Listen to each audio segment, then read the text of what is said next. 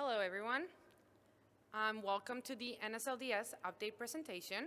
My name is Helen Hidalgo, and my colleague with me is Eric Hardy. Can everyone hear me okay? Yep, awesome. All right, so I'd just like to, first and foremost, this is the NSLDS update. It is not the open forum. If you came for the open forum, that's next door. It's probably going to be a little more interesting, but we have great information to share with you, so stick around, please.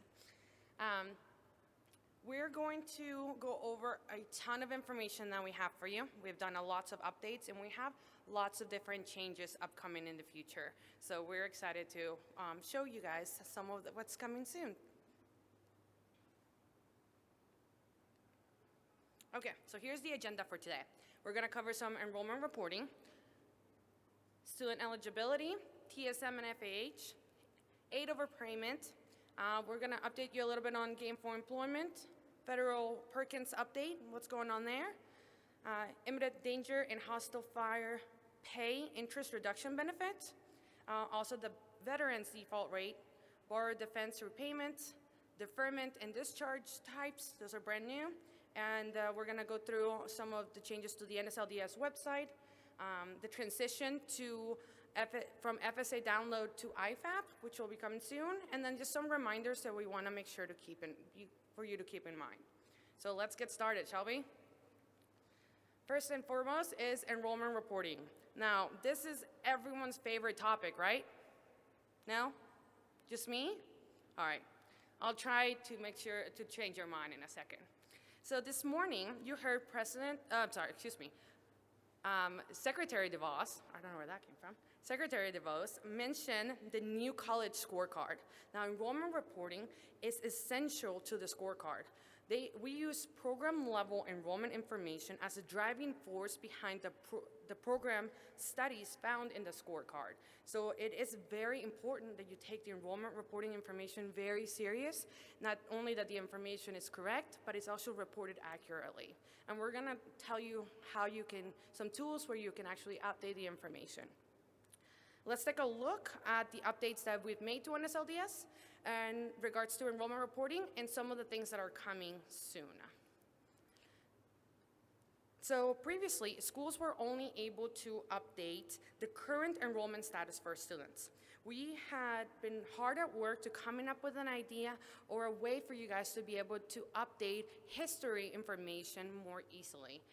Previously, you could do it, but it would take a lot of work. So now we try to figure out a way for you to be able to do it more easily. So now, in May of 2019, we implemented the enrollment history update. Now schools can easily correct previously reported campus and program history information to NSLDS, which for students that are either on or off your roster. This updates can be done online through the Enrollment History Update page, which is a brand new page, or you can do it through Spreadsheet Submittal, and we'll go over both of those. So let's take a look. So first and foremost is the online access. So you can access the Enrollment History Update page through the main menu page, as you can see on the top section of the screenshot, and through the Enrollment tab. There is a little link next to the Enrollment Update that was updated on there, and you can go directly on there. For the spreadsheet, you would just go under the enrollment spreadsheet upload, and you can upload your spreadsheet on there. The spreadsheet itself has been enhanced to now include new codes, which will indicate that you're reporting historical updates. So just please take a look at newsletter 64 and the updated enrollment reporting guide for more details on how to do that through spreadsheet. Today, for this particular session, we're going to go over how to make those updates online, and we'll have a couple different examples that I'll show you. This also is a great reminder. We updated the enrollment reporting guide like about a week and a half ago, so please take a look at it. There's tons of new information on there. We've added information regarding the credential level definition, so please take a look at that. So the enrollment history update will allow you to provide real-time updates to NSLDS. So if you are correcting or deleting existing enrollment history for campus and or program, or both if you want. You can also add new enrollment statuses, new enrollment status effective dates, and you can even add missed programs that are the entire programs that may have been missed or just not reported at all. So let's take a look at how we can do this. So comparing this to the enrollment maintenance page, on the enrollment maintenance page, you can update the student's current enrollment information. For users, you can update the student's current enrollment information, but it only allows the user to correct what's most current for the student. It doesn't allow you to correct, not easily allow you to correct previous information. So this is an example of a school needing to change an incorrect program length. You can only provide the most current status when reporting that correct program length. So as you can see on the screen, the school had to X out the program, the incorrect program, and only report the current status of the new program, which actually you would have to add on the program. So that second row at the bottom, that one that's in red, it's the new program that has been added with the correct program length and the most current enrollment status. So the problem here is that, as you can see on the top screen, that there was history for this particular student. They were previously, before the full-time, they were enrolled less than half-time. That's not something that can be easily updated on the enrollment maintenance page. So let's take a look in how you can update that on the enrollment history page. So this is a view of the entire enrollment history page. So from the top down, you have to select a location. It provides all active enrollment information at the campus and at the program level. So you can see the campus history and then all the program history, and it will have a box for each program that the student is enrolled at. So this is just the active statuses. If for any reason in the past you have made updates to the student's enrollment information, inactive statuses will not display on here. So that's something that's good to know. You will see them in the enrollment summary pages, but you won't see them on here specifically. So on here, you'll be able to correct links and provide all history enrollment statuses. But also note that this is only for a specific student. So on this particular page, it's only for one student. If you're having to update the enrollment history for multiple students, you would have to go to each one of those students and do it. The alternative would be the spreadsheet. It's a little more tricky, and you would need, since it's Excel, but it is doable. So let's take a look at how you would update a student's program enrollment history.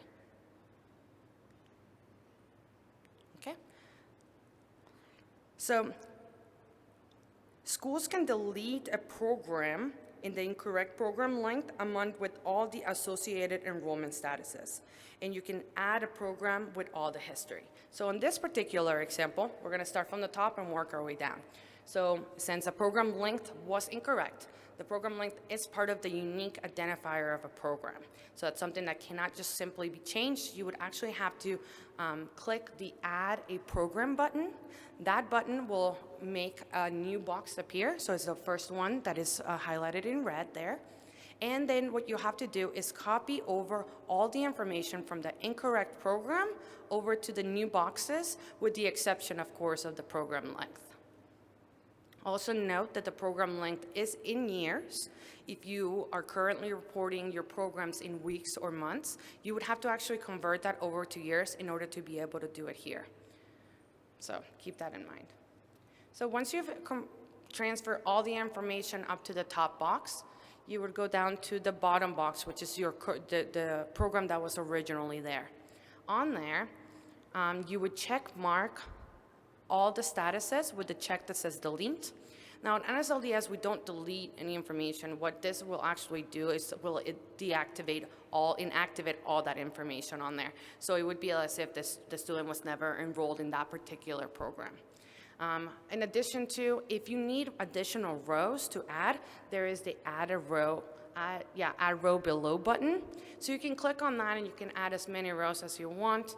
If the student was enrolled in multiple programs and you need to add more than one, you can just go ahead and click that button as well. It is important also to note that once you're done updating all that information, when you go to submit the information, it's going to certify all of the information on the page. So let's go back for a second. So all the information that is on this page is what you're certifying to be correct, true, and accurate as of today's date. So you want to make sure that all the campus information is correct. You would update that information just like we just did for the program information. If it's all correct on the campus level, not a problem. You can just go ahead and leave that as. You will notice that there is a certification date on the campus information. You have to make sure that that certification date is updated to today's date. The student designator, it is an optional field. If you have a specific student ID that your school uses, you can indicate that on here, but it's completely optional. And then the anticipated completion date, just make sure that's accurate. It is required on here. So once we verify everything is absolutely correct, we're going to click on Submit at the bottom of the page. All right, so after you click the Submit button, you're going to see a page that looks just like this. At the very top of the page, it'll give you that information icon saying that everything has been successfully updated. And at the bottom, you'll see the new program right on there where it has all the changes that we have made.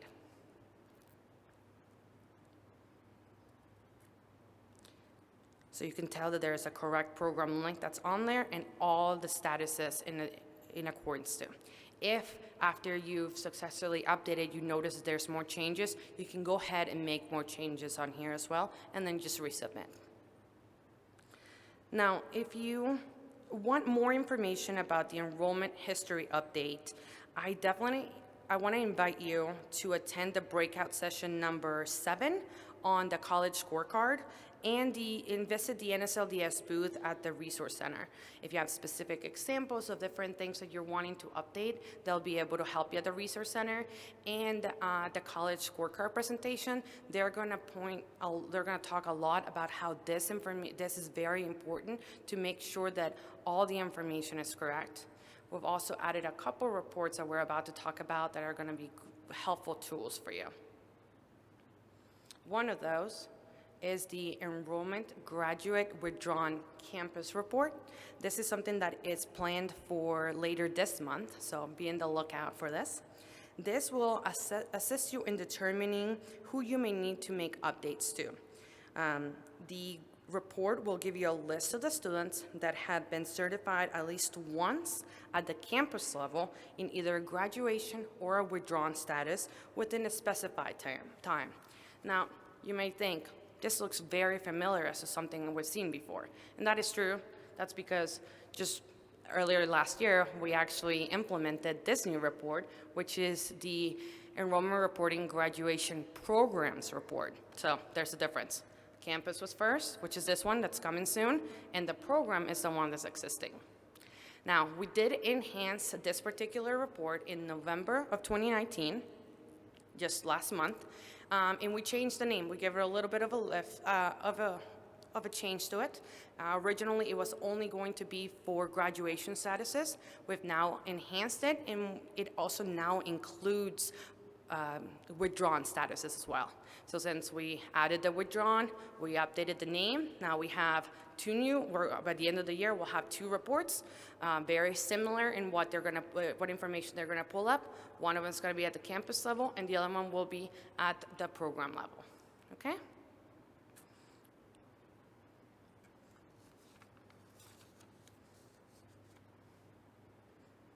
Now, this is a great report, the program report, excuse me.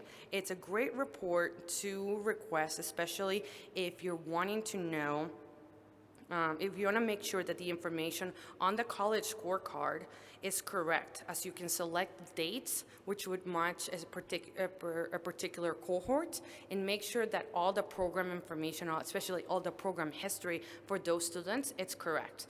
Once you can verify that that's true, then you can be certain that the information on the college scorecard will also be accurate.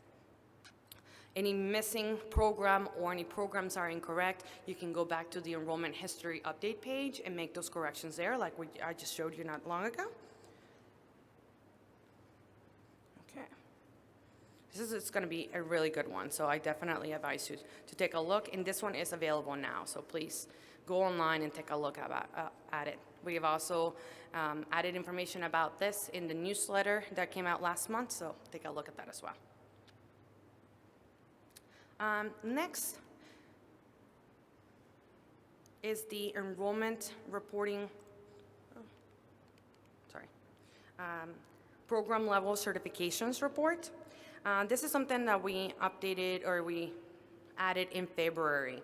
We enhanced the report so it now includes a reporting source type of H to indicate the historical records have been updated. So if you go online and use the enrollment history update like we just did, then I can go request this report, and I'm gonna see an H under that particular field, the reporting source type, and that just lets you know that a history update has been done on that particular student in those records.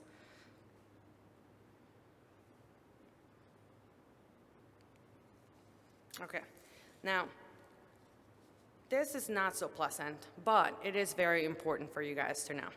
When talking about enrollment reporting compliance notifications for quite some time now, and we just, if you guys are new or haven't heard, we actually track your enrollment reporting and we monitor on a monthly basis. So the third Wednesday of every month, we go through and we calculate what we call your enrollment reporting statistics.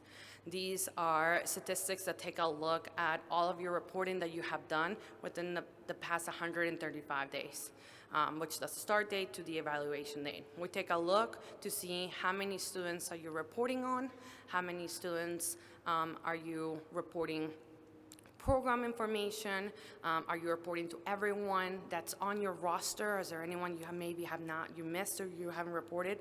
So we started doing this a couple of years ago, and earlier this year we turned on the compliance notifications. We had them turned off for a while. We made some updates, heard your suggestions and some things that we found, and we turned them on earlier this year.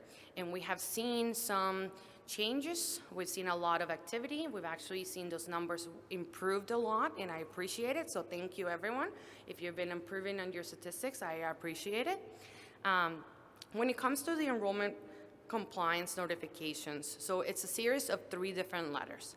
The first letter will go out to your financial aid administrator and your enrollment reporting contact. So once your percent certified with program enrollment falls under 90%, that's when you're gonna get that letter, okay? So for this particular school, they received that letter, and if they go to the enrollment reporting statistics page, they'll see that, first of all, they'll see that lovely candy corn icon at the very top, which is always an indication that there's something wrong or something that requires your attention. And then at the very bottom of the page, you'll be able to actually pull up a PDF of the letter that we sent over to you guys. If you work at your school and you did not receive that letter, you may want to make sure that you have an enrollment reporting contact added onto your organization profile on the NSLDS FAP website. It is very important that's on there, mostly because of situations like this. If we send you out a letter, we want to make sure that you're aware. If after some time you do not improve on your statistics, then guess what? We're going to send you letter number 2. And that letter number 2 will be sent to your financial aid administration, your enrollment reporting contact, if there's one, but it's also to your president. So please make sure your enrollment reporting contact's on there. I would much rather you know about it before you hear it from your president, okay? Another thing to keep in mind, is that there is some time in between the two letters, so we do give you some time to make sure to look at everything, make sure you're updating the information. We do give you some time on there as well.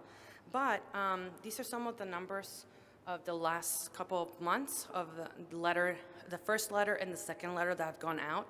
We've definitely seen some improvement on the numbers, but at the same time, right now, I have a lot of schools that are possibly going to be getting that letter number 3 next month. So if you're one of those schools, please check your enrollment reporting profile, check your enrollment reporting statistics, because that third letter is a letter that everyone's going to get, and it also goes to program compliance. So it's actually a referral. You've been referred to program compliance at that point for not reporting in a satisfactory way. So from there, there's sanctions that could happen. There's different things that could happen. I don't want anyone to get in trouble, so just please take a look at that. If for any reason your school believes that they can't meet that 90%, there is an email address, ercompliance@ed.gov, that they can just email, and we can take a look at your particular scenario, your particular school, and we can work with you on if things are if your reporting is up to par. Like I said before, it's very important, not just for your institution, but also for your students, that your enrollment reporting is updated in a timely and accurate manner. So let's take a look a little bit more at different tools that you can use to improve your enrollment reporting statistics.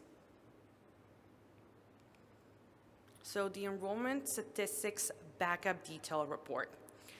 This was just enhanced last month. This is a report that includes a list of the students that were in your most recent enrollment statistics calculation. So today, or before November, you could go and you had to go online and request a report every single month just to make sure you get all that information. Today, you can actually go online and you can schedule the report. So you can have it, we can set it to monthly, and we'll send you the report every single month. It's actually a great report. You can take a look at all the students. It will show you what students you are not reporting program information on, what students were not reported at all. So you can go back and check your systems and make sure that everything is up to par.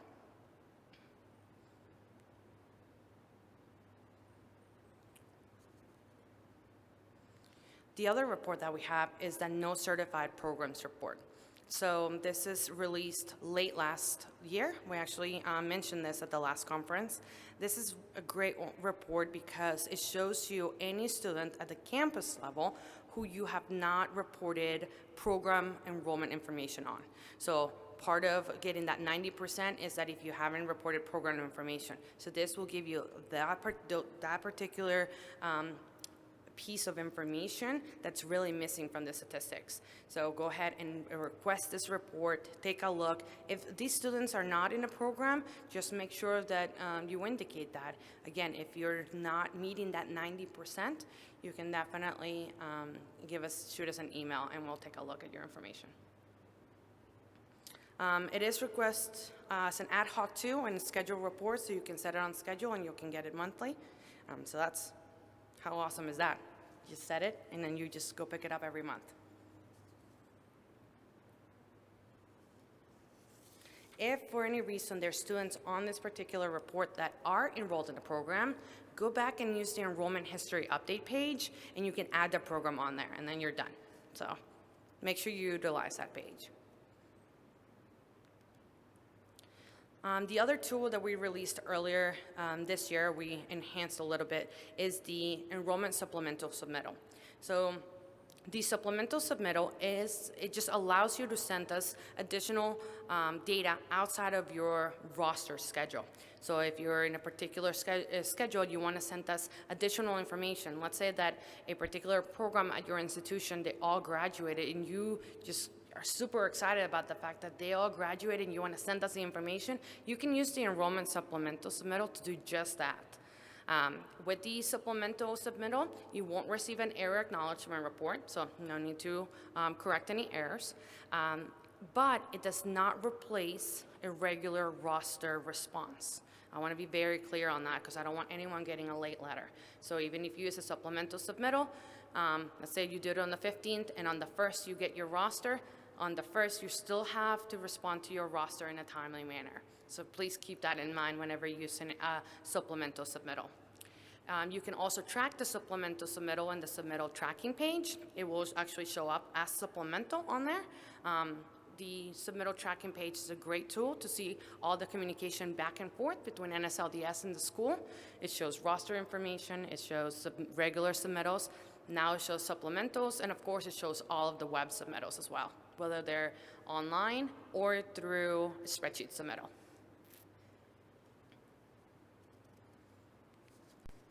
Another thing we had gotten a couple of questions and we just wanted to mention is that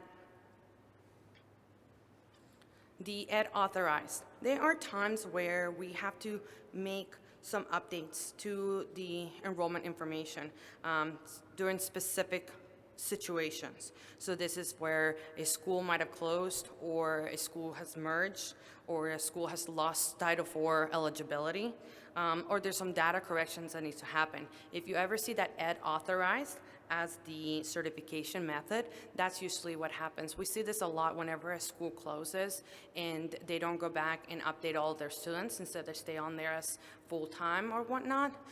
We have some triggers on our system that will actually just withdraw the student from their roster since the school has closed or lost eligibility, and update that information. So if you see Ed Authorized, a lot of the times that's what it is.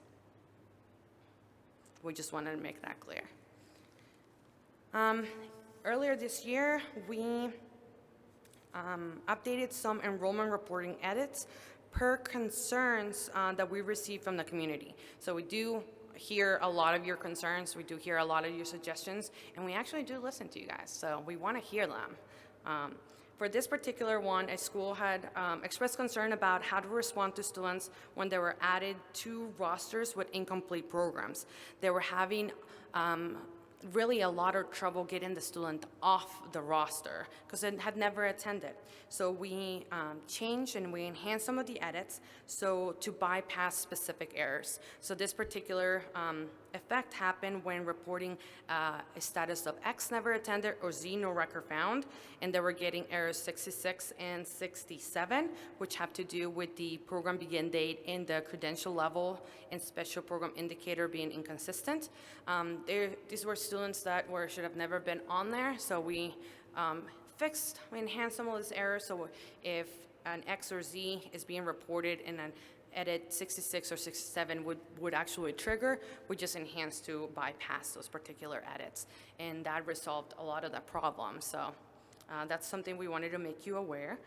We do take your suggestions and your concerns seriously, so don't be afraid to speak up, especially if you're new, if you have questions, or if you have suggestions for improvements. We really like to hear those. Other updates that we made in February, I had a school actually, not this past conference, but I believe it's the one before that, that was just telling us how it's like she wanted a way to be able to graduate all the students that were in a particular CIP code right away. She's like, I have to go through and search for every single one individually, and it got us thinking. I'm like, that's something that we could possibly help with. So we added this new advanced search option, where you can actually search by a specific CIP code, a specific published program linked, credential level, or special program indicator. And that really, actually, it helped a lot. Let's take a look and see how you can use it as well. So for this particular school, they had a ton of students that had just recently graduated from their tax law program. So they put in the CIP code for tax law, and it would retrieve all the students. For this particular school, there was only 5 students that were on there. So it would pull up any student that's currently enrolled in the tax law CIP code. okay? It will also include any other programs that the student may be enrolled in. So as you can tell on that first student, there's 2 different programs on there. One of them is tax law, and on that second one, they only have the tax law. We will pull up any other programs associated with the student, since it is part of the bundle. But this is a way where you can go through and you can update their enrollment status to say graduation. So that's a great way to just get all the students updated and off your roster.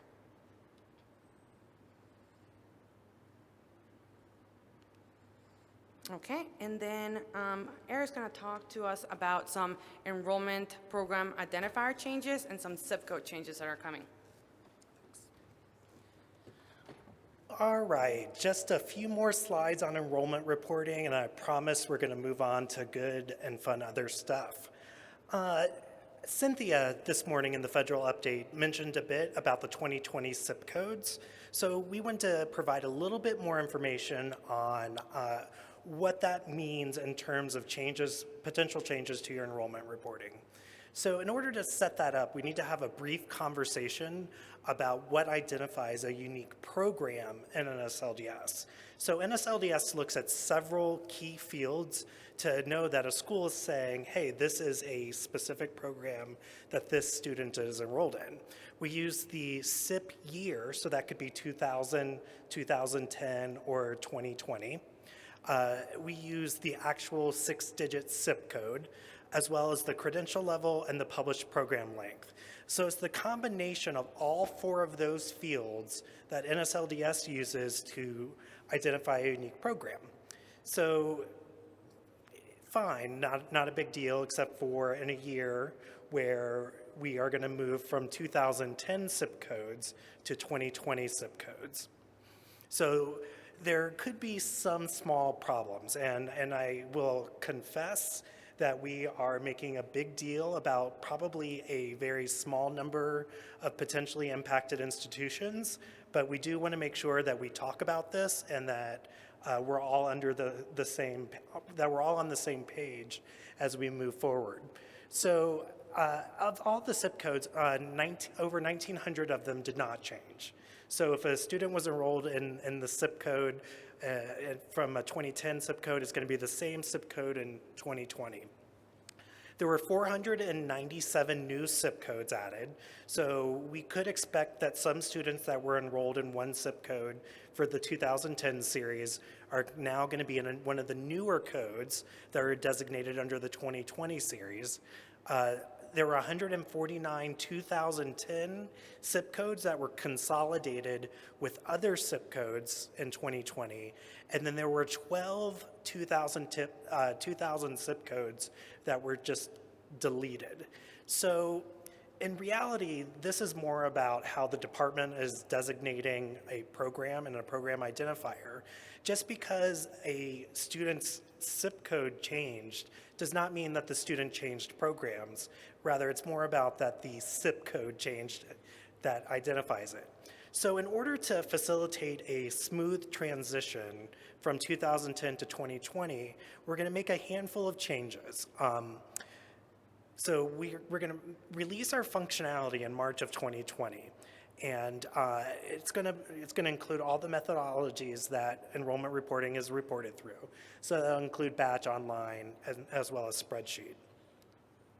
So, and we wanted, just one more time, want to just point out that this is about a changing CIP code, not about a student changing programs. So this is not student left math and is now enrolled in English. This is that we designated math under one CIP code, and now math is under a new CIP code. So if the only thing that's changing for that program is the CIP year, so the CIP code itself is not changing, just the CIP year. It was 2010, now it's 2020. All a school will need to do is report 2020 in the CIP year, and NSLDS will make that change on the backside on the school's behalf, and you're done. So hopefully, at least for the 1,994 CIP codes that are not impacted, this is going to be a very minimal change for those. We will point out that after we accept a 2020 CIP code on the database, so the 2020 CIP code has come in through your enrollment reporting, NSLDS will not allow you to retroactively report 2010 as the CIP code. So once you're in on 2020, you're in on 2020. Can't go backwards to 2010.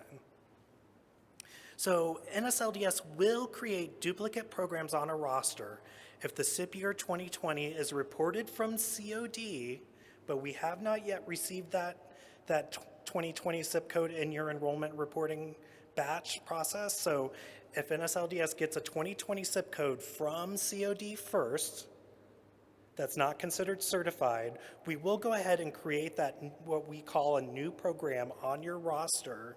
So it will appear to be duplicated until you come behind COD and say, yep, this student is actually enrolled in this 2020 CIP code. Again, there shouldn't really be a change if the only thing that's changing is the CIP year. So we just want to point out that it is possible that between that period where we hear about a new disbursement from COD with a new CIP year, you could see a duplicated program on the roster, one that you had been reporting all along for 2010, and now a new one for 2020. Once you come behind and report the 2020 CIP code, we will drop that COD and it will no longer be duplicated. But we just want to point out that this could certainly happen, and you might see it for a period of time when you're between reporting cycles. So institutions will be permitted to begin making these updates in March of 2020. It'll probably be closer to the end of March. But institutions are not required to begin reporting 2020 CIP codes until you begin using the new reporting schema to COD. So NSLDS is not requiring schools to begin implementation in March. It is optional if a school wants to go ahead and begin reporting 2020. We won't stop you in March, but it is required upon use of the new COD schema. So just want to make sure that we share that with you, that schools will certainly have different startup timeframes when they're utilizing the new schema. So that'll be tailored to each individual school. So as you begin to use the new schema, that's when we will begin to expect you to start reporting in 2020 CIP codes to NSLDS. So we know that this is not going to be easy to do. So along with creating the edits and all of the back-end functionality to accept the new codes, NSLDS is going to create new reports that identify students that are enrolled, that we're showing as an enrolled program in a 2010 CIP code. And on top of the reports, we're also going to do email alerts saying, hey, you have a student that's enrolled in a 2010 CIP code. We think it's time for you to be reporting a 2020 CIP code on the student. You might want to go out, run this report, and check it out. So I know we don't have a lot of details to share with you around what these reports are going to look like and exactly how the process is going to work today. However, there's going to be a ton more information coming out as we move towards the March 2020 implementation. So that's all we have on enrollment reporting today. So just a brief slide on student eligibility. Of course, we implemented the FAFSA rollover on October 1st, as we do now. We are doing our best, and we were successful this year to not add any new codes or new fields to the ICER, so that's always a good thing. We do want to point out that we did make a couple changes into what triggers the code. So no new codes, but the triggers that generate those codes there's a couple new ones. So in pre-screening, we enhanced the disability comment codes if the loan is in DI or DS status with a positive balance, or if the loan is in PD or VA status. So the big change here was if a loan moved into a veteran's discharge status, we would not have pre-screened that specifically. with the disability codes. And so that was a change that we made in pre-screening. And then you can also see we made that similar change in post-screening to better account for the necessary actions that might occur if a student with a veteran's discharge is attempting to get more aid at your institution. So we wanted to make sure we were fully accounting not just for students that were in active monitoring, that's the DI and DS loan status code, but also for loans that had actually been discharged, and that would be specifically those PD and VA codes. So again, no new codes and fields added to the ICER, just some modifications to how we trigger certain fields and codes. So we did make a minor update to TSM and financial aid history. In September 2019, we did add the Children of Fallen Heroes field to the results. It was just a minor change, one new column. However, we know when you're interacting with systems, one new column can mean a plethora of changes needed on the receiving system, so we wanted to point this out.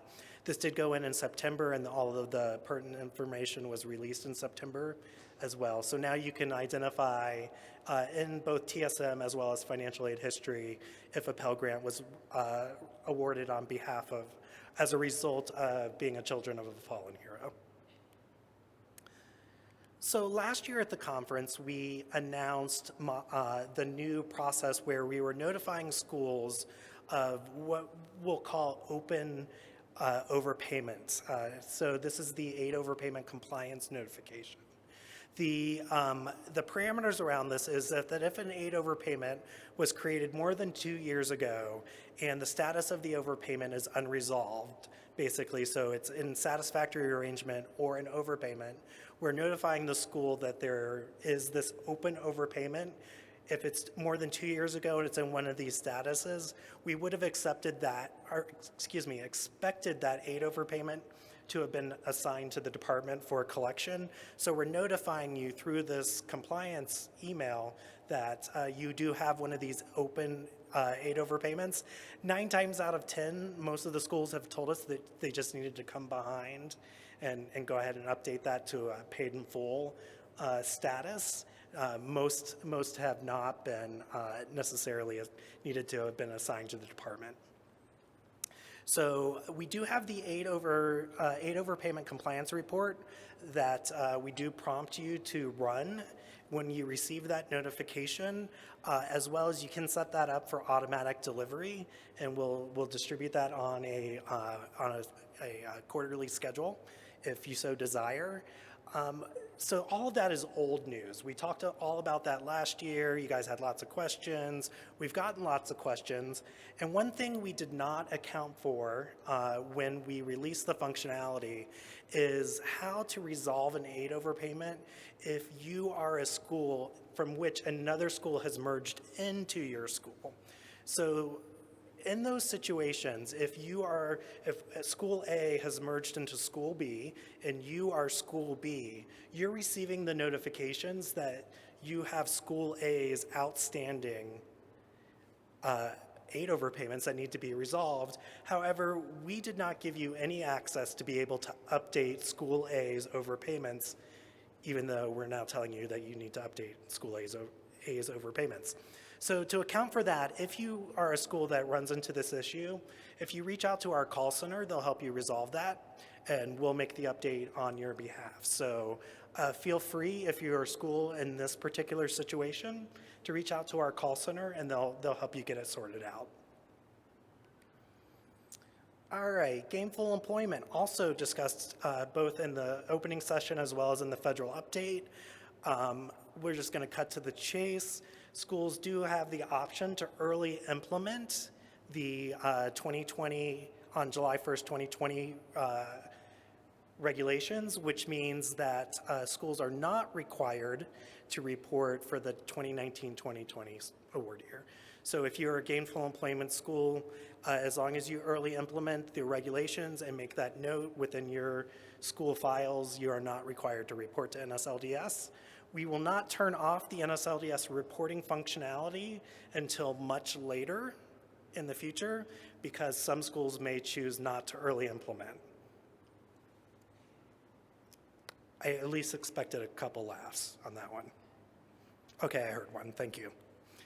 All right, couple updates on federal Perkins. And again, this was also talked a little bit about in the federal update, and our friends in the Perkins session in the assignments wanted us to mention this as well. We do still see a bit of latency from schools in reporting on their Perkins portfolio. If you start on the right-hand side, you can see that we have 8% of the portfolio has not been updated in well over a year. And then, of course, as you move to the left, the more recent time frame, we do see that the percentage gets a little bit higher. Not to be expected. Hopefully, as eventually the reporting is catching up as we move further in time. However, we do want to encourage schools to be mindful of their latency, and this will come into play as we begin the wind down, and especially as we begin the mandatory assignments on the Perkins portfolio. Part of that assignment process does require the school to report that the loan has been transferred to the department. Hopefully, most of the time, the department beats you to that and goes ahead and reports on that loan before you have the opportunity to report on the loan. But we want to make sure that the portfolio is as up to date for that wind down and assignment process as possible. I don't have a slide to talk about this today, only because we just kind of sorted out the full scope of what we're doing. But we are taking a pretty serious look at well over 20 of the edits that we have for individual loans that are reported and loosening those edits so that we're allowing more information to bypass the edits so that we can hopefully get more timely information on the portfolio as we're starting the wind down. It could potentially lead to data quality issues, but we think it's probably more pertinent at the moment that we get more data reported in, and then we work through the assignments, we'll allow the department's Perkins loan servicer to work on the data quality pieces. So hopefully, as we look at implementation in January of 2020, we'll have more information to share around that. But we will be looking at loosening, we will be loosening a number of those edits to allow for more timely reporting. Okay, so this one's a mouthful. Imminent danger and hostile fire pay interest reduction benefit. So NSLDS and the department entered into an agreement with the Department of Defense so that Defense will begin to identify for NSLDS which service members are potentially eligible for this benefit based upon their particular service duty. We unfortunately can't share a whole lot about the process itself because it is sensitive information, but we are working on automating this particular interest reduction benefit for our service members. And so we wanted to make sure we were sharing that with you. If you are working with any service members, you can let them know that we are working on this on behalf of our servicers to also go ahead and implement this so the service member doesn't necessarily have to provide their duty information to our individual servicers. So we think this is a really positive thing, and we're really excited about it, and we just wanted to make sure we were sharing that with all of you. Not that there's necessarily anything that a school needs to do to help us. It's just more of an awareness. So also, we are working on a veterans default rate. So we've been working with the Veterans Benefit Administration under the principles of excellence. And essentially, we've entered into an agreement with the Veterans Administration that they are identifying for NSLDS who is a recipient of a veteran's benefit. And NSLDS is utilizing that beneficiary data and generating a default rate for individual schools that have veterans that are receiving the benefit. We are not publishing this data on NSLDS. It will be published by the Veterans Benefit Administration on the Principles of Excellence website. So there's not a whole lot, again, for NSLDS to necessarily share directly with schools, but we did want to make you aware that we are working with the VBA for them to begin to publish these default rates. And if you have questions about the default rates, we're going to send you to the VBA also to answer any questions that you might have. Okay, borrower defense repayment rate. And this is a little bit of a misnomer. A part of the borrower defense regulation packages was a repayment rate that was included within the regulatory package. It's not necessarily a borrower defense repayment rate. It was a repayment rate that was included in the borrower defense regulatory package. Of course, we know that the regulations are changing effective July 1st, 2020, but we still have to implement the repayment rate itself. So NSLDS is releasing in January of 2020 the ability to calculate a repayment rate for proprietary and foreign for-profit institutions only. And we are setting this up in a very similar way, at least from a viewpoint, as cohort default rates.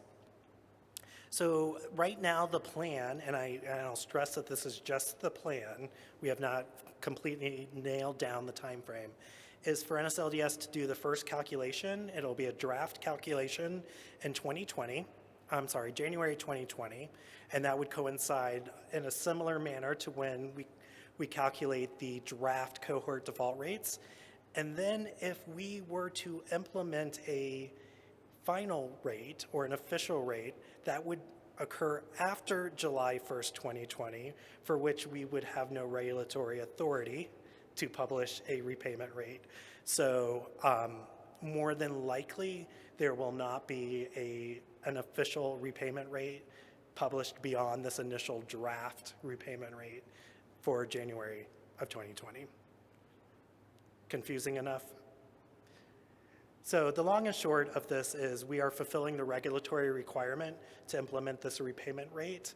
The regulatory requirement is no longer in effect as of July 1st, 2020, but because our schedule makes this happen before July 1st, 2020, we will probably be publishing a draft rate in January for for-profit and foreign for-profit schools. As I mentioned, it'll be a similar process to the cohort default rates. We will send out electronic packages to impacted schools. Those same impacted schools will be able to see their rates on the NSLDS FAP website, as well as they will be able to request their data, their backup detail for that draft rate on the website as well. That's all we're going to talk about on the repayment rates. So we have a couple of smaller changes to talk about. It was mentioned in the federal update, the cancer deferment forms were published in August. In September of 2019, NSLDS implemented the CD, if you will, Deferment Type. Stands for cancer deferment. So that was released in September. Our federal loan servicers, as well as the guarantee agencies, are gearing up to begin reporting that code as appropriate. We mostly pointed out here so that you'll take notice that it will appear in the deferment box under individual loans and on the FAP website. It will also be included potentially in the school portfolio report, as well as the Perkins extract report, if that's applicable. Want to make you aware of that in case you are the recipient of one of those reports and you're importing that data into your system. We also have a new discharge type. This is CS02. So regular closed school discharge is classified by CS01. In July of 2019, we implemented CS02 for the automated closed school discharge process.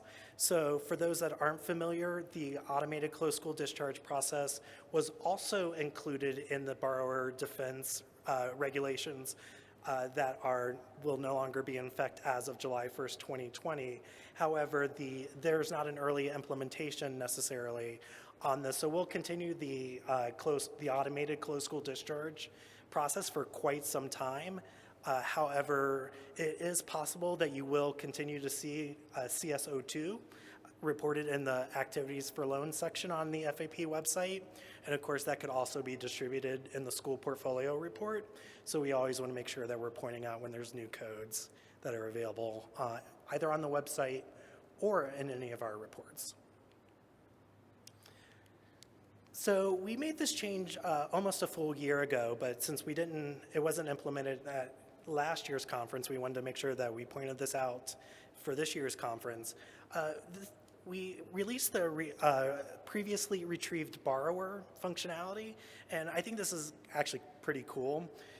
Basically, what this does is the last 20 persons that any individual user has searched for on NSLDS FAP will be available in that drop-down box, and you can just, if you are wanting to see somebody that you looked up yesterday, it should be just as easy as going down to the drop box, seeing that person and hitting retrieve, and there you have it. So I don't know, I thought it was kind of a cool thing that we were able to implement last year, and hopefully provides a little more convenience as you're using the website to review individual borrowers. So yeah, the drop box will bring you right down into the loan history screen.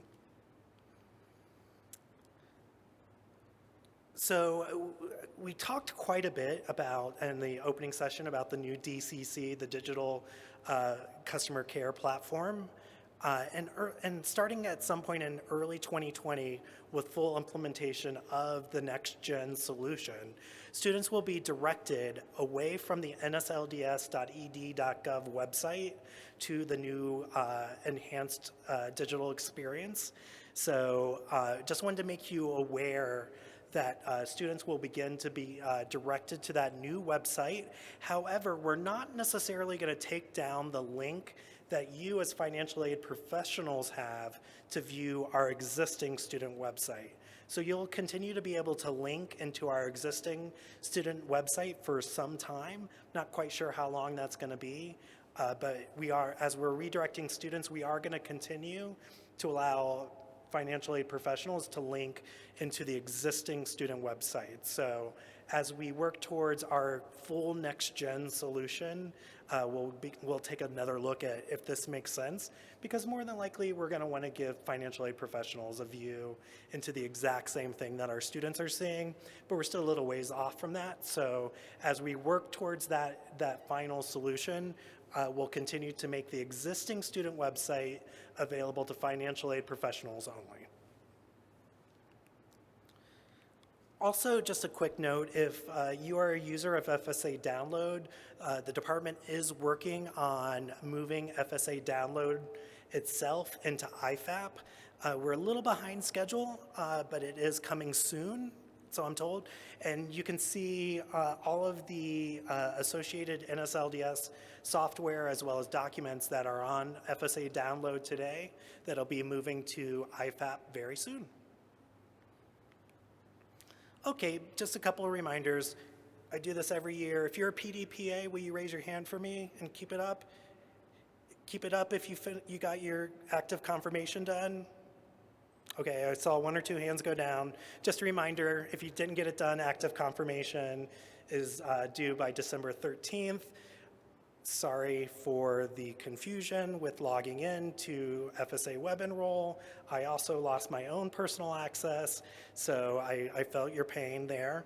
But just a reminder that December 13th is the deadline for active confirmation. We don't want any of our users that should not have access to NSLDS not having access to NSLDS.